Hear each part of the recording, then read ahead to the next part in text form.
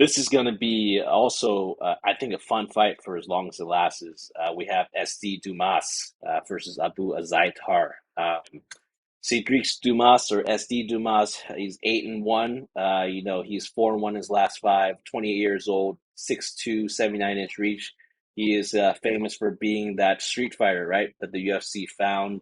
Then they kind of put him on the scene in a contender series fight, and he's since fought two more times, losing to Josh Frem by submission by a guillotine choke, and then coming off of the decision win over Cody Brundage. So, you know, not the best competition as well for his record so far. He's fighting against Abu Azaitar. Abu Azaitar 14-3-1. He's 4-1 in his last five. He is coming off of that ground and pound kind of loss to Mark Andre Berholt.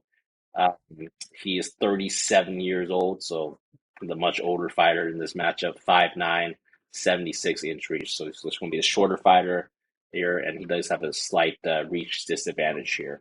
Um, the odds for this fight, it hasn't really moved that much. It actually opened up at a minus 250. Then it got bet to about a minus 175, stayed there for about a week, but it has since been bet back to minus 250. So there was a little bit of dog action going on for about a week since it opened. And then people slowly started to kind of buy back on SD Dumas here. Um, man, I mean, I think SD Dumas, he's actually pretty well rounded for being a street fighter. You would think that, usually when people think of street fighting, think of guys like a Jorge Masvidal or a early Jorge Masvidal, right? Or a Kimbo Slice. People would just like strike and kind of do nothing else. But if you watch him grapple, it's actually not that bad. I mean, he was hanging in there with, Josh Frem, who, not the best fighter, but he does have some grappling skill. And then he obviously out grappled Cody Brundage, which maybe not the not the hardest thing to do, but he still did it, right? And I think he has good reach for his division, good height. He can really strike and grapple as well. He did out grapple a wrestler in Cody Brundage, and after Cody kind of made many mistakes in that fight, right? I mean, Cody made a lot of mistakes, and really, I think that fight really kind of turned when Cody pulled the guillotine once because after that, SD kind of just took advantage and won the rest of the fight pretty handily. So I think that matching up against a guy like Abu Zaitar, who, if you look at his record, I mean, he's pretty inactive, right? He doesn't fight a lot. So I always don't like to kind of I kind of like to fade those fighters who aren't active because it shows that, hey, they're probably not that serious about, fighting, especially the UFC. Just to kind of give you a little bit of context, this is going to be his third fight in 5 years. I mean, that's not a good schedule for being a kind of UFC caliber fighter, right? He had one UFC fight in 2018, and then his last fight was in 2021. So, I mean, he's only had two fights in the last, 5 years. This is going to be his third one. When I did see the tape of Abu, I mean, I feel like he's a kind of an old school brawler who likes to, dirty box, hold you up against the cage. He loves to move forward and pressure. Not the greatest takedowns. He really wants to kind of strike with the clinch work and against obviously the dirty boxing. Um, he doesn't have good gas tank, especially in his last fight. And I mean, at age 37, does Abu look like it's going to get, does that look like it's going to get better? I doubt it. I mean, unless this guy is on some kind of juice that we don't know about. I just think that that's going to get worse and worse. The gas tank does not get better with age. So just with the lack of activity in the last few years, doesn't seem like fighting is his passion anymore. He's also, I think, the brother of the Otman Zaitar, the guy who just got like KO'd by Francisco Prado. So you kind of see all what happened there. I mean, I don't think these Zaitar dudes are all about fighting right now. I mean, they're doing some other stuff.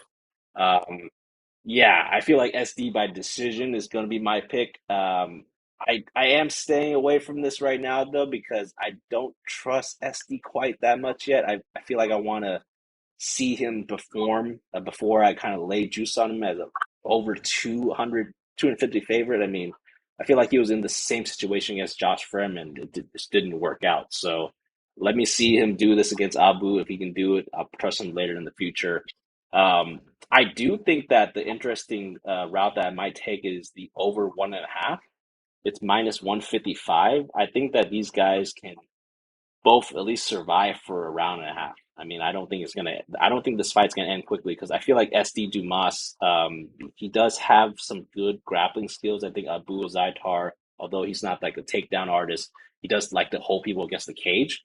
So I don't necessarily see like a knockout here unless kind of Abu catches him with something because I think that Dumas especially he's gonna come out a little bit more measured in this fight than Abu is going to come back from a 2 year layoff, so he might not. He might want to kind of get shake the cobwebs, if you will. So over 1.5 at minus 155. I'll take a look at that. But yeah, pick here is SD by decision. And I'll think about parlay piece, but not probably not right now. Alex, what do you think about SD Dumas and Abu Zaitar here? SD Dumas. It's our favorite fighter. It's your street fighter, man. Mhm. I just don't know if I could Yeah, lay juice odds on someone like SD Dumas. Like I'm not there yet. I'm not completely sold. Um, but like you said, he does have some skills. Like I was watching his fight against Josh Friend. He looked solid early. Like he had like leg kicks, straights. Um, and again, like Friend is a like a wrestler grappler. And SD Dumas was able to get up a couple of times when he got taken down.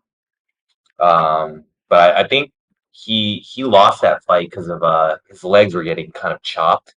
Mm, Um, but I don't think he'll have to worry about that against Abu Azaitar. Um, looking at, I think you make a good point about Abu Azaitar. Like the two fights in like 5 years is like really like bad look. mhm. Um, I like especially at like his age, I think he's like 36, 37, so he's getting up there. So like he's definitely fighting definitely isn't like his top priority. So like that's definitely like a point right there.